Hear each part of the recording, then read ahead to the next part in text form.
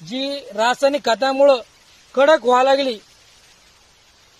की ह्या पाचटामुळं आपल्याला सगळं अन्नद्रव्य याच्यामध्ये आहे, तर जमीन सगळी भुसभुशीत व्हायला लागली. तर शेतकरी काय म्हणते की जास्त पाऊस झाल्याच्या नंतर पाणी धरतंय.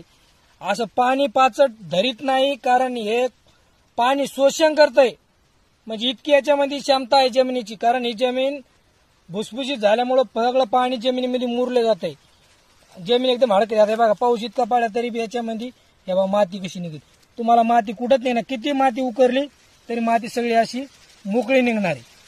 तर त्याच्यामुळं शेतकरी भावांनो, माझा उद्देश हा एकच आहे की आपल्या शेतीला पाणी जास्त वारंवार आपल्याकडे उसा असते, त्याच्यामुळे आपली जमीन हे वाळली आणि रासायनिक खतामुळे बी जमीन आपली नापीक व्हायला लागली.